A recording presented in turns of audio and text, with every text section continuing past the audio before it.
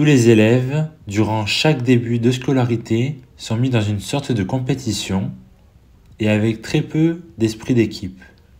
Et selon moi, il faut laisser plus de place à la créativité plutôt qu'à la conformité. L'élève est conditionné psychologiquement à vouloir devenir obstinément le premier de sa classe grâce aux notes attribuées. Le système scolaire ne se pose pas la question: est-ce que les élèves sont réellement heureux avant d'apprendre un métier?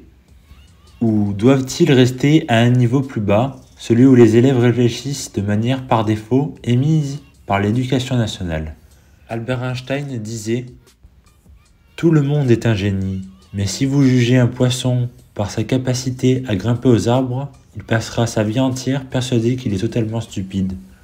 La citation d'Albert Einstein est une perspective sur les déficiences intellectuelles de certains étudiants. Elle fait un contraste sur ce qui ne va pas avec notre approche lors des études à l'université par exemple. Selon moi, une déficience intellectuelle devient une tragédie. C'est comme si la société actuelle rangeait et classifiait les étudiants dans des cases que par rapport à l'intellect et jamais en fonction du côté très humain. Ce que l'on a vraisemblablement sur le cœur, c'est ce qui est dommage à l'heure d'aujourd'hui. Il faut un équilibre entre le cœur, l'intellect et la volonté. Le cœur permet de mieux sentir, l'intellect de mieux penser et la volonté permet de mieux agir dans une action par exemple. Il faut donc apprendre à mieux utiliser ces trois aspects d'être qui sont néanmoins des fondamentaux pour œuvrer avec bienveillance dans le monde entier. Sinon, le monde risquerait de devenir comme une tête qui pense, sans émotion et sans qualités humaines essentielles à la vie. Apprendre à mieux apprendre est l'une des solutions les plus déplorables pour un monde meilleur.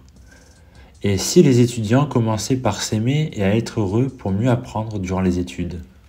Il y aurait beaucoup de changements dans la structure mentale de certains étudiants qui n'ont pas fait attention à cela autrefois. Cela permet également de prendre de la hauteur sur des sujets divers. Revoir les fondements d'un bon apprentissage, j'estime qu'il existe des moyens et des méthodes efficaces pour mieux apprendre. Et Nelson Mandela disait: l'éducation est l'arme la plus puissante du monde.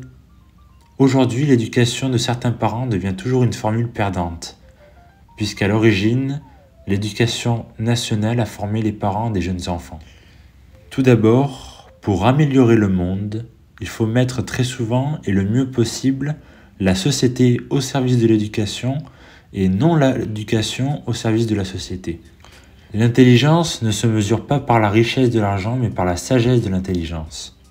Merci à tous d'avoir regardé cette vidéo dans son intégralité. N'hésitez pas à mettre un j'aime et à vous abonner si ce n'est pas fait. Merci à tous.